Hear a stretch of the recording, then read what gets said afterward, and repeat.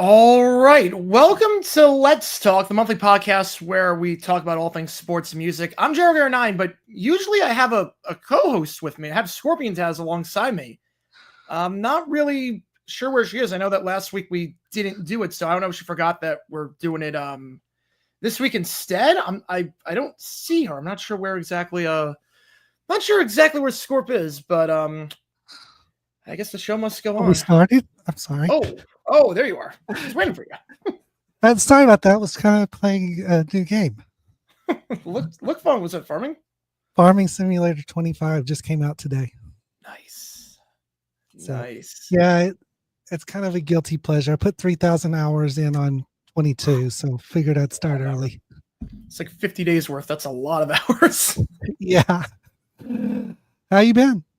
I've been doing all right. Just busy with work and football and everything, but we're getting to the holidays. We're getting down the stretch. It's been good. I always love this time of year. So Football's getting a little crazy, isn't it? yeah, football and then the holidays. It's been crazy. The final 2 months of the year are always crazy, but they're fun crazy. Yeah. So what do you want to start with this week? Guess we can reluctantly start with the NFL and that's this awful division of ours that no one seemingly wants to win. Yeah. What is it?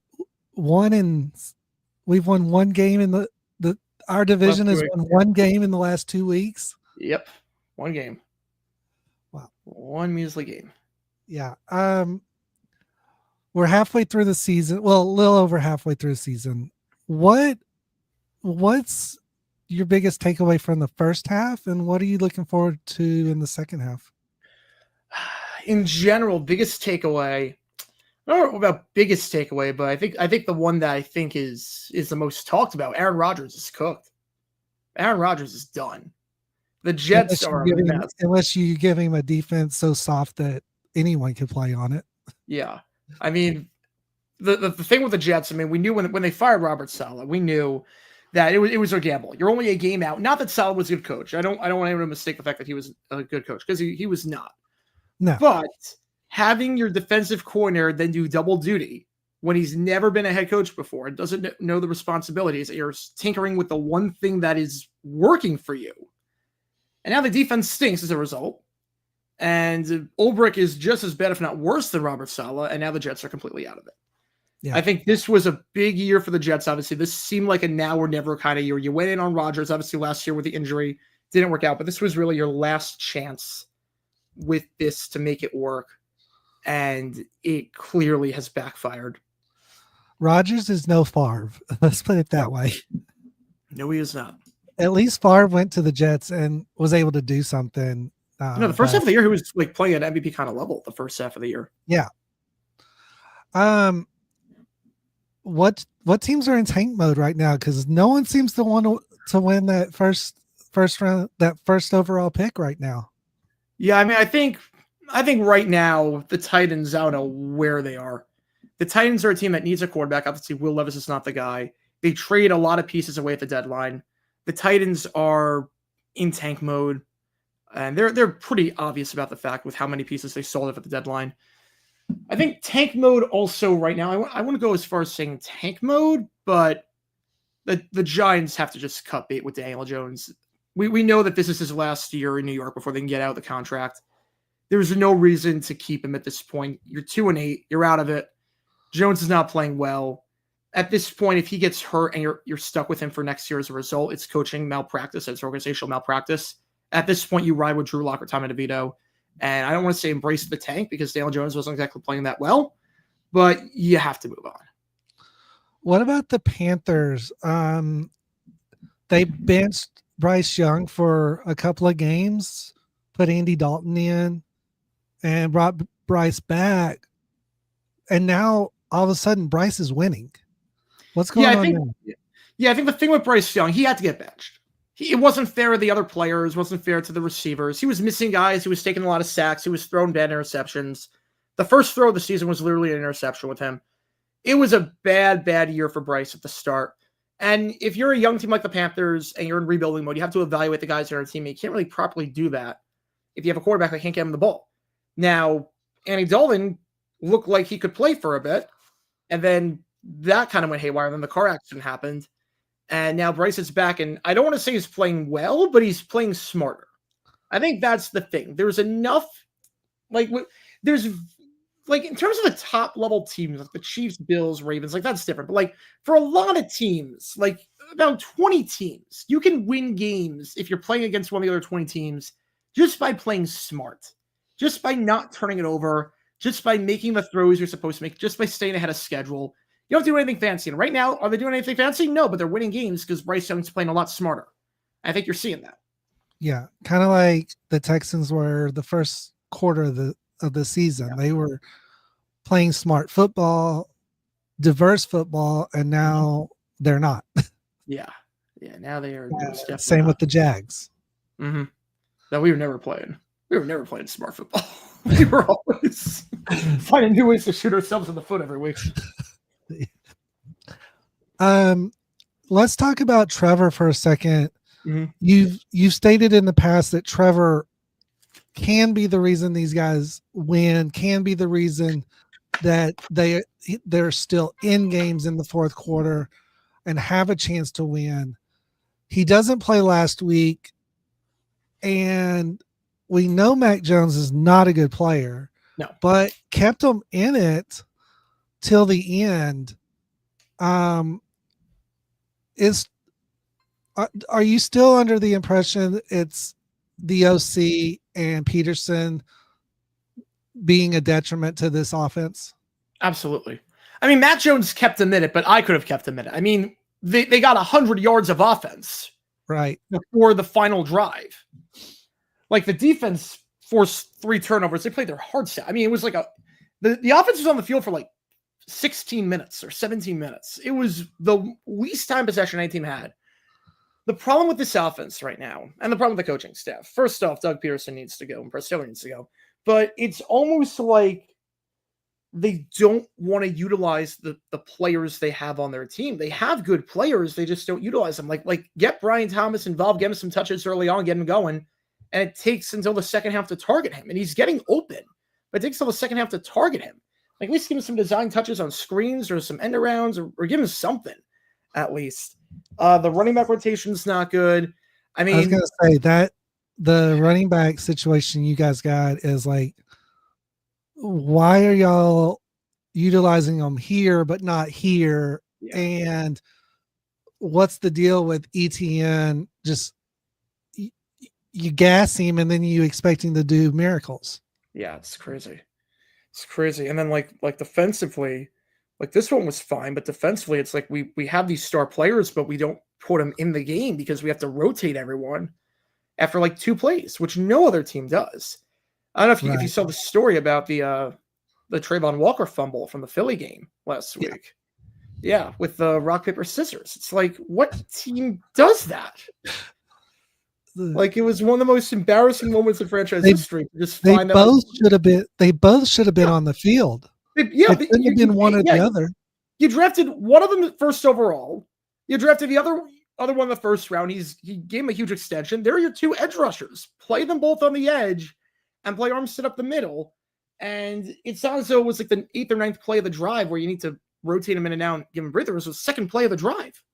After the Jags went on a long offensive drive themselves, it's how is this a thing? How is anything a thing? What holes, coaching staff aside, what holes do the Jags need to fill within by the end of the year? By the end of the year, I'm not sure there's any holes that can fill by the end of the year. But going into next year, Ronald Darby's not the guy at corner. Ronald Darby, we took a chance on him. He had a decent year last year. Obviously, you didn't know Father Time is undefeated. You didn't know. And, he kind of fell off the cliff this year. So that was kind of a bust for you saying, you need another corner. Tyson Campbell's been great. I like Buster Brown. You play him in the slot, it's fine. Play him in the nickel, it's fine. And Jerry and Jones can play in the nickel. But we do need a cornerback. You get a first-round pick. You draft a guy like Will Johnson or Travis Hunter. You get one of those 2 guys. And you can bulk that up. Because other than that, I mean, maybe another receiver? Maybe you could say Christian Kirk, he's gotten hurt the last 2 years. I'm not sure how much longer he's got left necessarily. Gabe Davis has not been the guy. No surprises there. But He has not been great. So maybe another receiver. That's where I think a guy like Travis Hunter really fits because he can kill two birds with one stone. Right. What about with the O line for the Jags?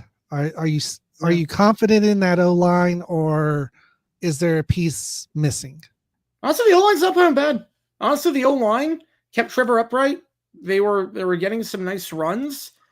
I mean, right tackle Anton Harrison, I like him a lot. Left tackle, we trade away Cam Robinson. Walker Little, I do like him. He's a free agent at the end of the year. We're going to see if he comes back. But we might need to fill that hole at left tackle if he doesn't come back. But I'm fine with Walker Little. Ezra Cleveland's been very good. Obviously, he was hurt last week, but he's been very solid since coming up from Minnesota. Big jump this year. Mitch Morse has been very good at center. And then I guess the only hole would be right guard with Brandon Sheriff. I mean, he's fine, but he is getting up there in age. He does get hurt quite often. So I probably need to plug that in and get a right guard early on. But offensive line, I've been okay with the offensive line. Like, you look at the talent on this team, there's no reason this team should be picking first overall. Now, let's transition from the last place team in the AFC South to the first place team, the Texans. Yeah. Our O-line stinks. Yeah. I mean, it's like night and day. The way the Jags O-line is playing, you would think you guys would be first, and our O-line is almost last as far as quality. We allow way too many sacks. Our runs, Mixon doesn't have the holes to run, and overall, it's like, why are we trying to force runs every first down when we know it's not going to work? Yeah. Well, I think part of why the offensive line stinks, and it does stink. I think part of why is because Bobby Sloak is taking a huge step back in the play calling. It's so predictable now. It's like every first down they're going to run. It's right. He's like transported back to the 1970s with his play calling. It's like first down run, second down run, third down throw. You can't go run, throw nowadays. These defenses are too smart. There's too much on film. It's not how it works anymore. You mentioned, I don't remember which game it was, but Trevor was kind of stuck in that, the Jags coaching staff not letting him control the game, and it was y'all were doing run pass, yeah. And now the Texans are doing it, and the Texans are losing. Yeah. When are these OCs going to learn this does not work? You've got to mix it up. Yeah, I think they're just stubborn. I think that's a stubbornness on their end, because it's clearly not working to do it. Right. Let's talk about a team that seems to just be getting lucky, the Chiefs. How many one possession games have these guys had, and how many times has it come down to the final drive? I feel like it's been every game. I think it has probably been at least all but one game. They have a point differential this year. Their point differential is plus 58. They play 9 games this year. I mean, they're winning all of them, but the average is 6.4 points. That's less than a touchdown. Like, the Ravens have a better point differential. The Commanders have a better one. The Eagles, the Vikings have a better point differential than them. And the Chargers are 3 back of them. They have a better point differential. It makes no sense how this team wins every single game. Right. I mean, it's like literally every single win except for 2 have been one possession. Do you blame this more? Do you blame the having it come down to the last drive more on there's so much tape on them that they can't get away with anything? Or is it just their defense is not that good? I don't know. The defense is great. The defense for the Chiefs is great. Spagnuolo has done a heck of a job. If it wasn't for their defense, they would be below 500 right now. I mean, their defense is playing lights out, and Spagnuolo is one of the best defensive coordinators of all time. And he has that unit just flying to the football and making tons of plays. I mean, they've not lost a step. When they got rid of L'Jarius Sneed, they've not lost a step since then. I think it's definitely right now with the Chiefs. I think it's more Mahomes is not getting the deep shots that he used to be getting. And receiving wise, there's still a lot of holes. They tried with Rashee Rice and Hollywood Brown. They're both hurt. So you're relying on Hopkins Hopkins. is kind of Yeah. feeling that. Yeah, but that's it. That's all you got. I mean, Right. you got Travis Kelce, tight end. Hopkins and Kelce. Yeah. You're going deep or you're going shallow. Like, you don't have that guy to go over the top. You don't have that guy anymore. Right. You don't have that speedster that can make plays. And Hopkins 5 years ago would have been that guy. Mm-hmm. But Hopkins has lost a step. He can still make the spectacular catches. He can still get open, but he's not going to give you a 70-yard touchdown. He's going to give you a 30-yard completion. Yeah. Just like not a lot of explosive plays right now for the Chiefs, which is a bit of a problem. Because if you dink and dunk down the field, you have to be perfect, essentially. You have to be perfect if you dink and dunk down the field. If you don't think that, if you dink and dunk down the field, you are one play away, one play off schedule. You are one play, one holding penalty, one sack, one run from just being completely off guard. You have once for Spags, you'd be last. Absolutely. It kind of reminds me, it almost feels like they're playing a modified West Coast. Mm-hmm. Yeah.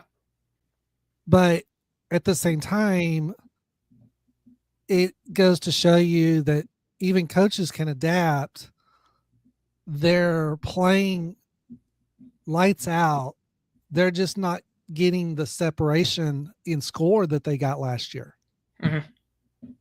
Even though they lost a bunch of games last year. Yeah. Oh, all right. Let's talk about the problems in the South on both sides, AFC and NFC. We kind of touched on the Texans and the Jags.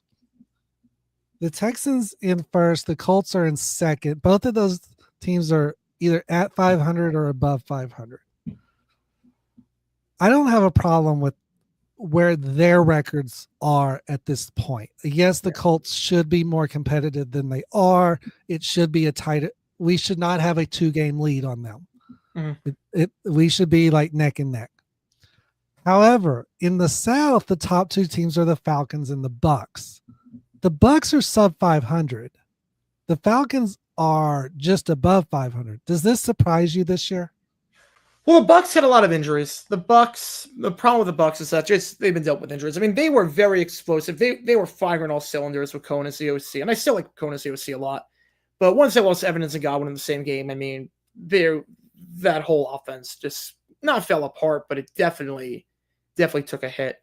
And Todd Bowles, he is not that great of a coach. He's fine, but in terms of in-game management skills, in terms of adjusting, you can do a heck of a lot better than Todd Bowles. You're going to do a heck of a lot better. So it doesn't really surprise me that the Bucs are where they are. The Falcons, I expect them to be a little bit better, just look better. Kirk Cousins, there are some games where he passes the eye test, and there are some games where he just doesn't. There's some games, like the game against the Saints this past Sunday, right, where 4th and 4, you got to get out of bounds. You got to get the first down, get out of bounds. You throw a pass at the line of scrimmage in bounds. You have no timeouts. Like, there's some boneheaded plays like for Cousins. There's some plays where they're getting away with it. And remember, the thing with the Falcons, yes, they do have a winning record. So I guess the season has not been bad for them by any means. I mean, they are 6-4. I think a lot of fans would have taken that. But you have to remember, they did beat the Bucs in OT. Came down to the very end. Came down to a play over the middle of the field where if they didn't spike it fast enough, they lose. And they got extremely lucky against Philly. If Sirianni runs the ball on 3rd and 1, the game is over. There's no chance for Atlanta to come back. Right. So this team really should be. I know you can play the woulda, shoulda, coulda game with a lot of teams, but this team, you also have a game winner against the Saints in week 4. But really, if you're just counting the Sirianni game, like just the obvious one, this team should be 500 right now. Right. Like Raheem Morris, there's some guys that you just don't know if they deserve a second chance to be a head coach. And Raheem Morris is one of those guys. I've not been impressed with Morris whatsoever. No. The Eagles game, you did a dumb decisions video on that, correct? Mm-hmm. Yes, I did. Yeah. Are you surprised that the Titans are still struggling as much as they are? A little bit, yes.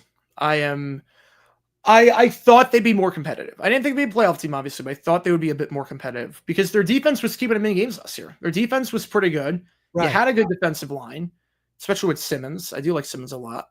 And Will Levis, I mean, he didn't look great last year, but he had that game against the Falcons, had that game against the Dolphins on Monday Night Football. I He was thought he would at developing. least not regress. Right. I didn't know if he was going to improve. I was never high on Levis, but I at least thought he wouldn't regress. And he is completely regressed. Almost to the point of Bryce Young, or is it I think it's even worse right still now. doing better? I right now, I mean, if you asked me that a month ago, I would have said doing better, but right now I'd say doing worse. I think what we're seeing right now with the Titans, and we knew it at the time, but anyone that thought Derrick Henry had nothing left in the tank was sorely mistaken. Because you look at the Titans offense without Derrick Henry as a crutch for them, it's like night and day. It's great for us, but yeah, it sucks for them. Yeah, I have no problem with it. I don't either. We don't have to defend against his butt. Saints and Panthers. Who's the worst of these two? Right now, I'd say the Saints. No direction. No direction, no offense. A lot of guys on IR. I mean, Olave's out. They really don't have any receivers. Shaheed's on IR. Really no direction, and they're going to be in trouble for a while. At least Bryce Young, I don't want to say he's good because he's not, but he's playing smart with the ball right now. And Canales has 1, 2, 3. He looks like he knows what he's doing. Now, obviously, Darren Rizzi, it's been one game as the interim head coach, but that team with Dennis Allen had no idea what they were doing. Right. So let's talk a little. Last week, there was a big excuse on why this team lost.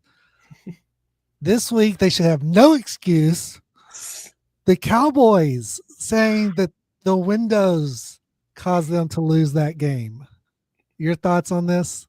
Yeah, their own windows that they installed for some reason. What I don't get about the whole situation, what I don't get is they literally have curtains. Yeah. They use them for basketball and boxing and concerts. Like, I've seen the curtains in person. They have curtains. Like, just use them. And it never affects the visiting team. Yeah, it never affects the visiting team. Every year there's like one play a year in the end zone that affects the Cowboys. It never affects the visiting team. What do they blame if they lose to the Texans on Monday night? Not having Dak. Not having Dak, yeah.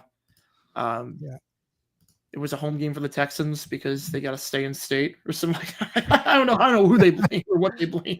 But whatever the case, I mean, they have to clean house. I will say this, though. Every time the Cowboys and Texans play each other in the regular season, it is a kick-ass game. Yes, it is. Yes, it is. Because these two teams hate each other. Mm-hmm. And it's sad because it seems like the Cowboys and Texans hate each other more than the Texans and the Titans do. Yeah. Which doesn't make sense because literally one stole the other one's team. So right. So they can't blame the sun this week because they're playing at 7 local time. Maybe if the moon's bright enough, it'll reflect in or something. Right. Do you see them possibly having the roof open to say, hey, the wind affected stuff?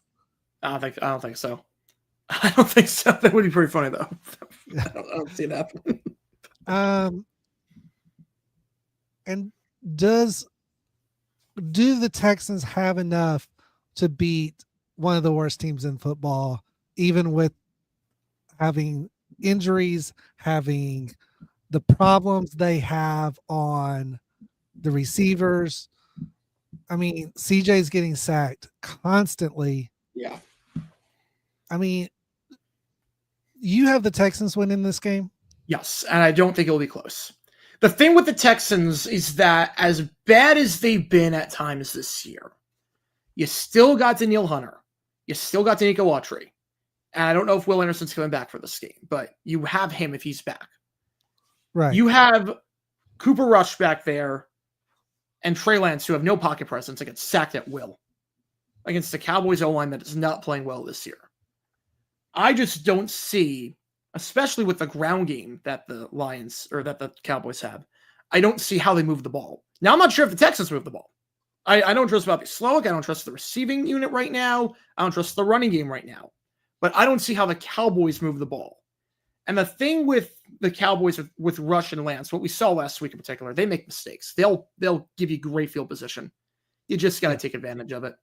I don't know how many drives the Texans will have down the field. They might have 2 drives down the field all game, but they'll have a few drives that are going to start at the 40 or at midfield.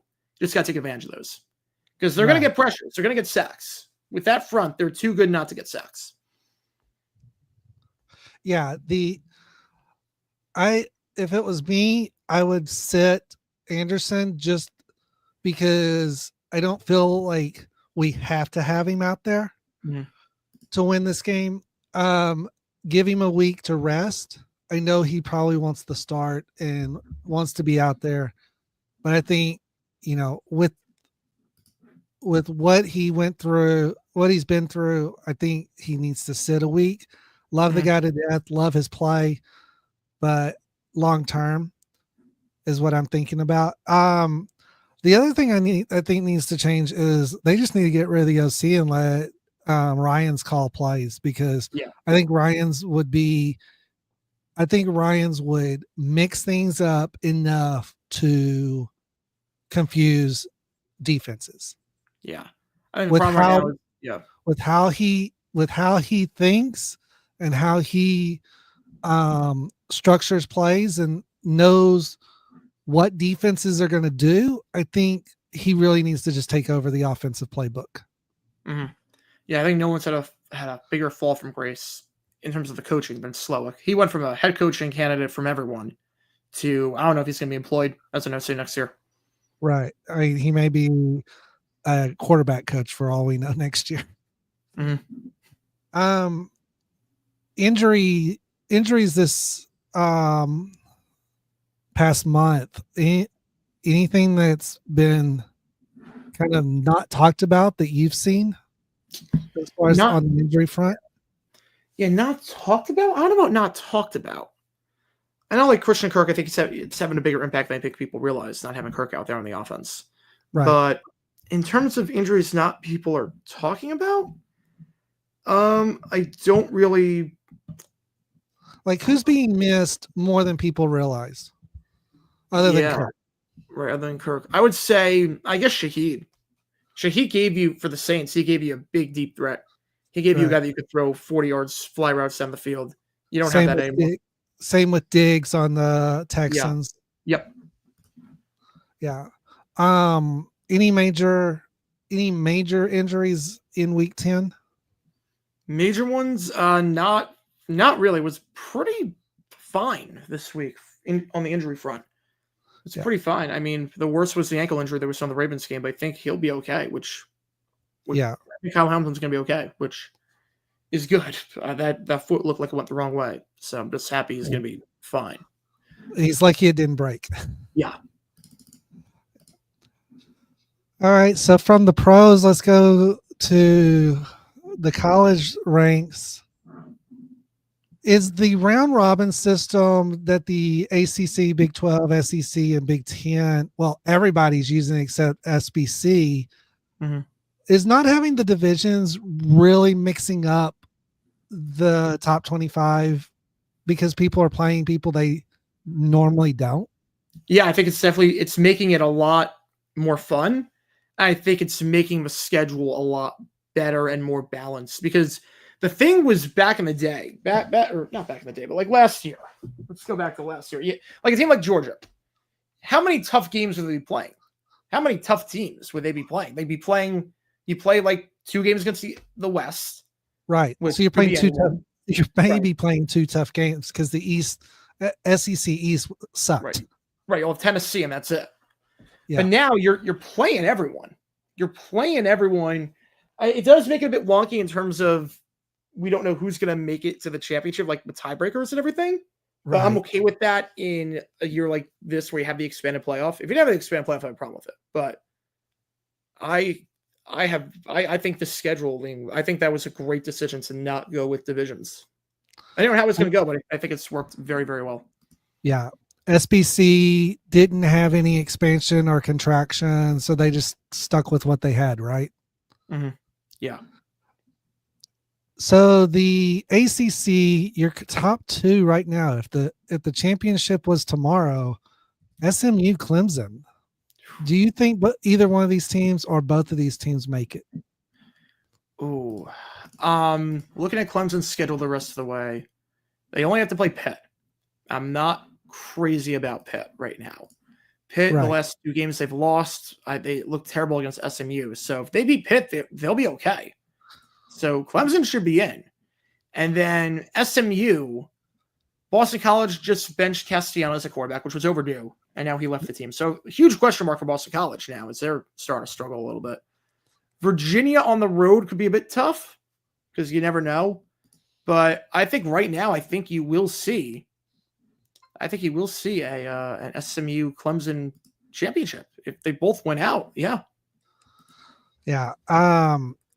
For the Big 12, it's BYU Colorado. Colorado is a massive surprise for me. I did not expect them to be this good. I thought for sure after last year they were going to fall off. The recruiting class was not good. I was like, okay, the Deion experiment's over. The Deion experiment is over.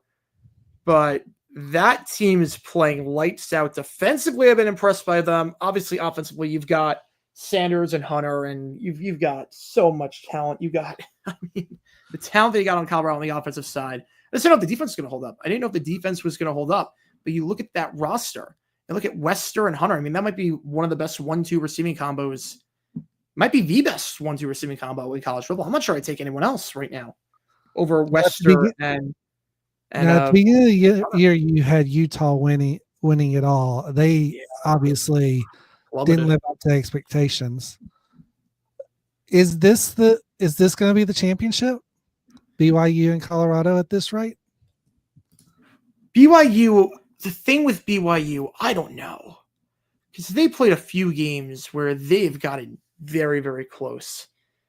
Kansas, the problem with BYU, they got 3 games left. They got Kansas, ASU, and Houston. Kansas is playing a lot better as of late. Right. Kansas Houston finally starting to play. Yeah, Houston's Houston.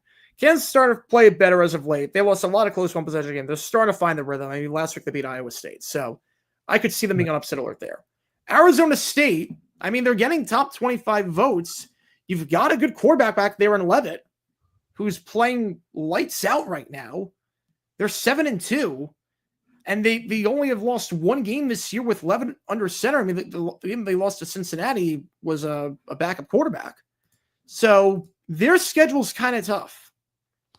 Now, Colorado, you got Utah, Kansas, Oklahoma State. Kansas on the road again, that's going to be interesting. But Utah and Oklahoma State at home, those are the 2 worst teams in the Big 12 right now. Right. So which surprises me. Yeah. I mean, I could see promise that BYU is undefeated. Colorado's 1 loss, the rest have 2 losses. So I don't think BYU is dropping 2.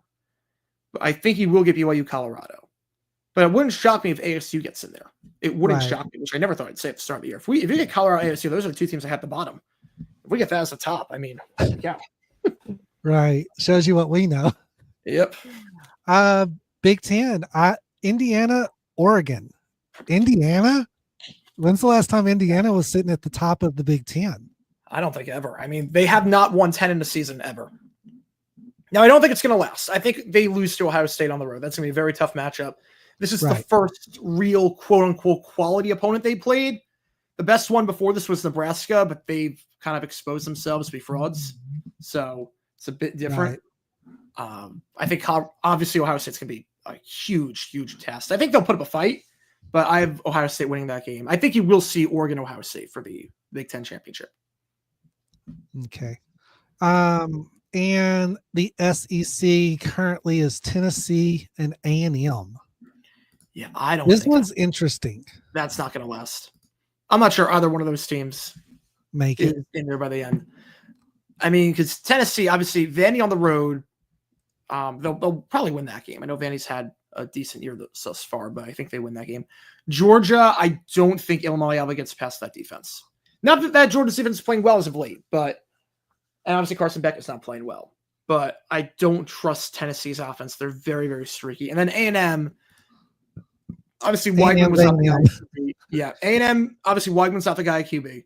So they moved to Leonard, and Leonard can run, but I'm not sure he can throw the ball that well. And you got a big game against Texas. That'll basically decide a playoff spot. I think it's going to be Georgia-Texas for the championship. You think both of them fall, and Georgia and Texas is your championship? I think that's your championship. Yeah. Yeah. Let's talk top 25. Well, let's talk playoff bracket as it stands right now. Who do you think deserves to be there, or which ones do you think they got right so far, and which ones do you think do not deserve to be there? I think they got the bracket. Oh, shoot. Sorry about that. I was just following up the bracket. I think they got it pretty much right. I think they got the bracket for now, at least. Right. I think the only thing that's going to be interesting going forward is what do you do with Boise? Because Boise right now is one loss. That one loss was on the road against Oregon, who's number 1 in the country, and they're undefeated. Right. Miami just lost.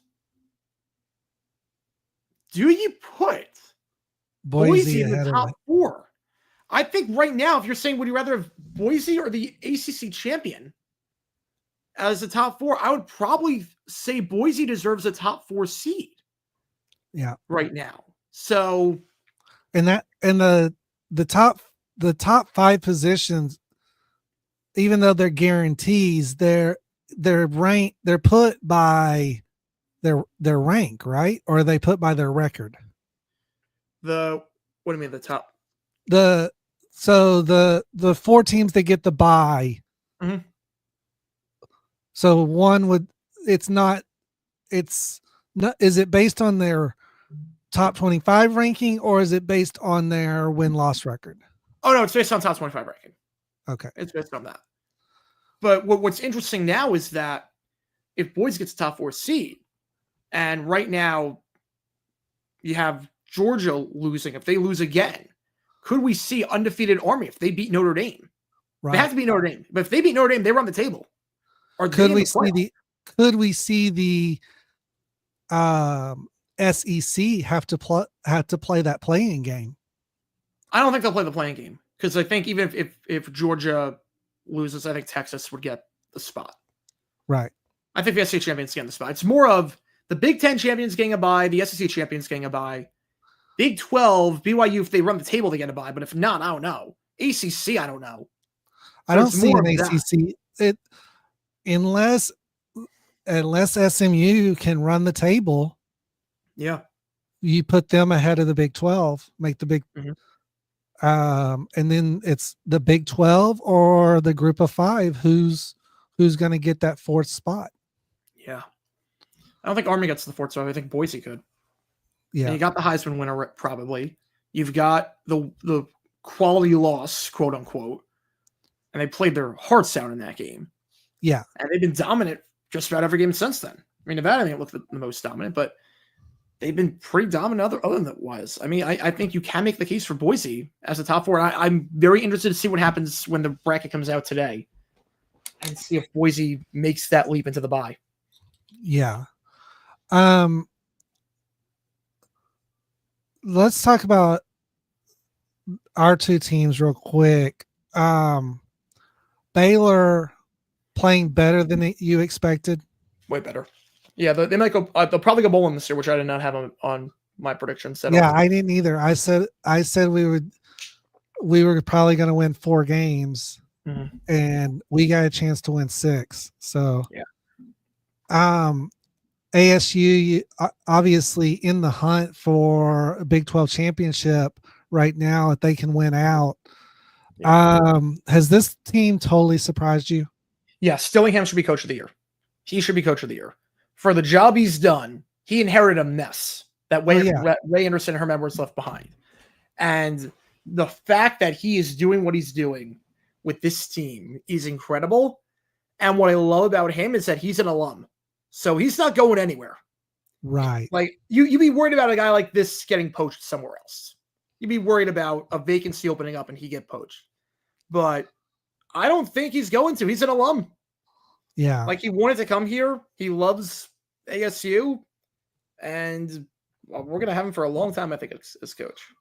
Yeah. Big Tiger asks, so is Miami just out of it for a bye? So the problem is that right now they're not the ACC champions. The problem is that you have to be the champion. And right now they would not even be in the ACC championship. If Miami wins the ACC championship, it's a one-loss Miami versus one-loss Boise. It gets pretty interesting.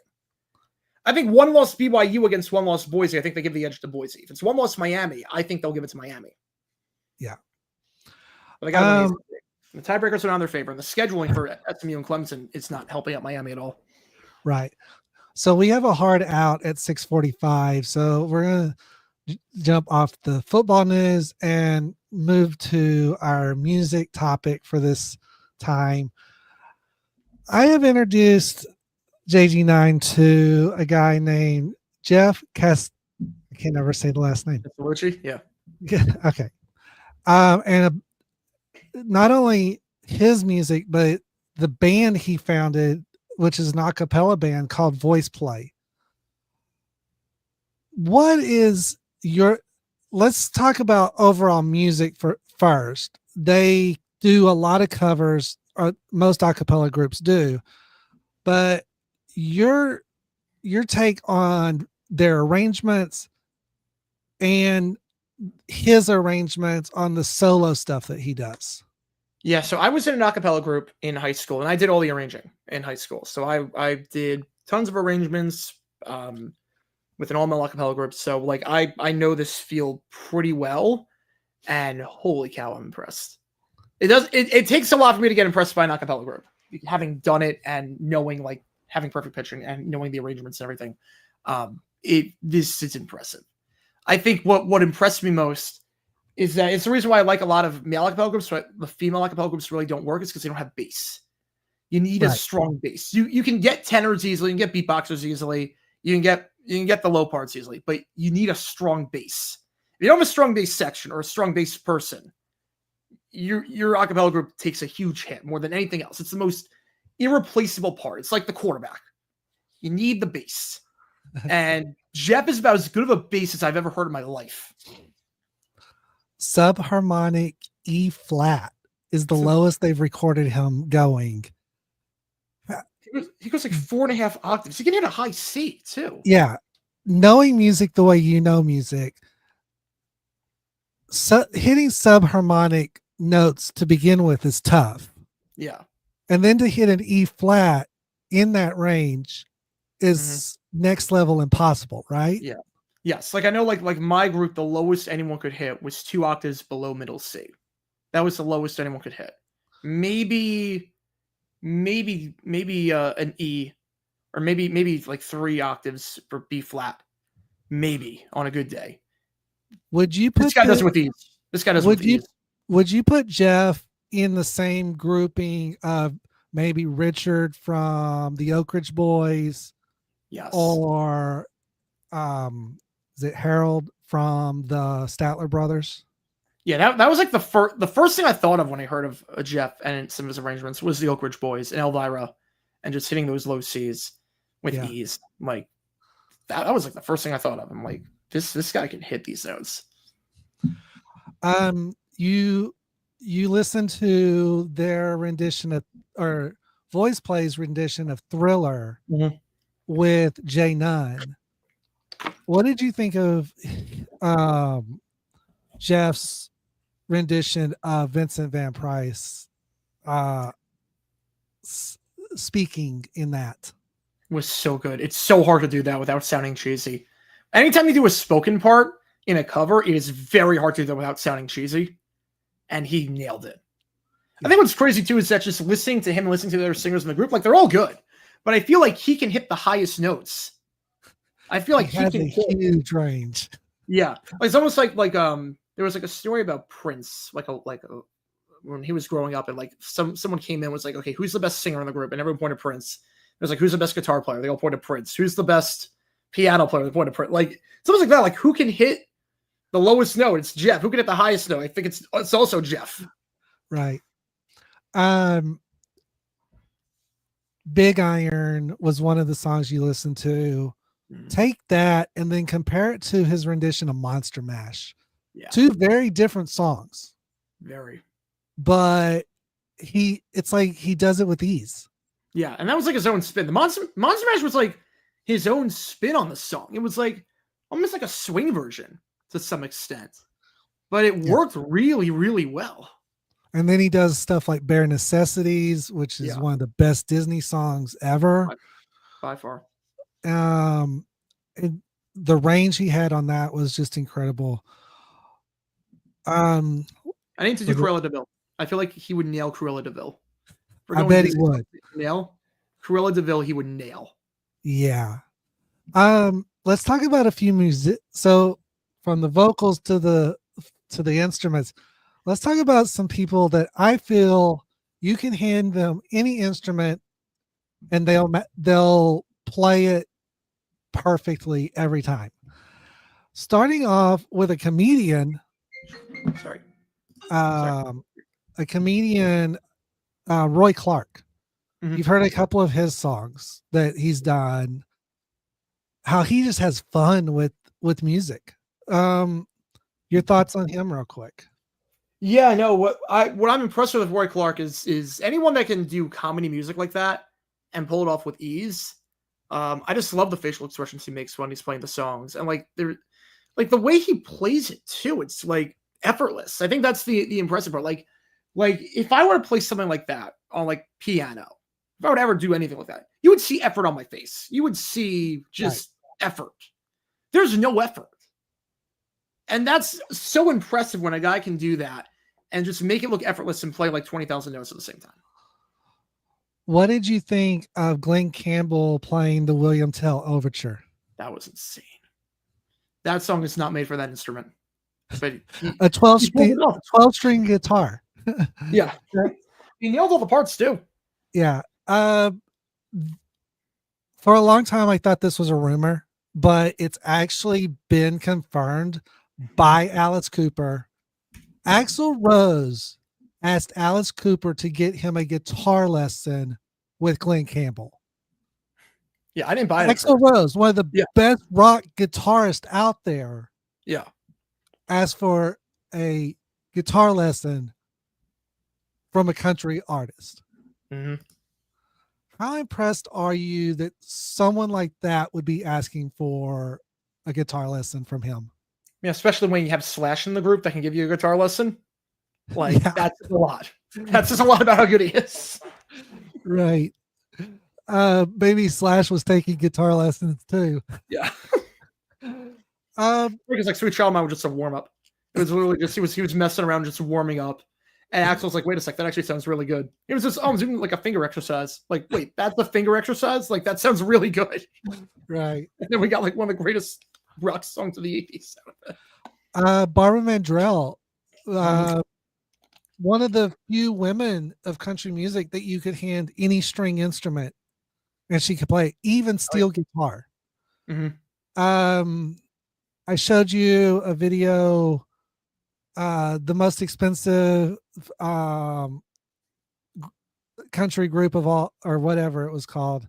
It had a bunch of different people in it. Oh yeah, Lee Greenwood, Ray Stevens, Barbara Mandrell, one of her sisters, I think Erlene. What did you think of Barbara's ability with the steel? Very, very impressive. Because you didn't see a lot of people back then who were women who were playing guitar at that level, especially the steel. Like very much, you think steel guitar, it's you think of male centric for the most part. Right. Like there's only been a few. Yeah. There's only been a few bands that will put a female on the steel. Yeah. Sleep at the Wheel is one of them. Yeah, and she nailed it. Her sister is an excellent drummer. Yeah. I just wish Barbara wouldn't have retired when she did. I feel she had a lot left, but she retired due to some fears after a car wreck that almost killed her. But her varsity was really on display when she did her variety show with her sisters. She can do comedy, she can do music. She's a very well-rounded talent, as is Brad Paisley. Yeah, that one shocked me.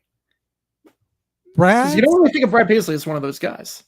Yeah, Brad, you think, oh, he can sing. He does a lot for his home community. The northwestern part of West Virginia. But the guy can shred like no other, and he plays some very complicated riffs. What were your thoughts on his abilities on the guitar? Yeah, he's one of those ones that like you don't think of as a guy that can shred, because a lot of his songs that are hits, like there's good guitar on that, but it's not like anything outlandish, not anything crazy. A lot of the hits of his, but then it's almost like Lady Gaga. It's almost like you're like, okay, she's a pop star, but I don't know what necessarily she can do. And then she just does Sound of Music flawlessly at the Oscars, and does the whole jazz album. Like, oh crap, this girl can sing. Like, she's incredible. So it's also like Bruno Mars, like, okay, like really good singer. And then you watch him in concert, like, oh, he can play the drums really well too. He can do all that. Like, Paisley's one of those guys where you don't realize how talented he is until you listen to some of the deep cuts or you watch his live performances. You're like, oh wait, this guy, not that he's holding back in his studio recordings, but there's a lot more there. It's not the full thing. Your thoughts on how he used mountain music to write a tribute song to Alabama? I thought that was genius. I mean, I think a lot of country artists definitely were inspired by Alabama. If you were a country artist and you grew up in the 80s, early 90s, you definitely listened to Alabama. You were inspired by them. So I think using that as inspiration, I think it makes a ton of sense. I think he pulled it off very, very well. And then to have Jeff Gordon, Daryl Waltrip, and Kelly Earnhardt, which is Dale Jr.'s sister, in that video. And I think you had said something about, or someone had said something that there needed to be a car chase or something like that in that video. And then you get it at the end, but it's so fake. Yeah. What did you think of him using those three plus several others for that video, and including that NASCAR connection back into his music? Yeah, I mean, I think I really like that one. I really like that video. I told a good story. Told a really good story. And then to have Alabama come in at the end. Shows how much they respect it. Yeah. I'm just glad he got to do it before Jeff passed away. Yeah. Well, like I said, we're under a time limit because there's a football game to call tonight. I'm going to be on like 10 minutes. Yeah. Yeah. So jump over to JG9's channel and join us for some Tuesday night football. Buffalo and Ball State, correct? Buffalo and Ball State, yep. So check that out. If you haven't already, be sure to like and subscribe to myself and JG9. We love creating content for you. We love doing this podcast every month, even if we have to push it a week. Something came up last week. Yeah, something a little bit more important came up last week. Our next podcast will be December 3rd. Yes. So right at the beginning of bowl season. This is going to be fun. Yeah. Till next time. Thank you for those that commented. Thank you everyone for watching and subscribing. Till next time, I'm Scorpion Taz. That's JG9, and we're out.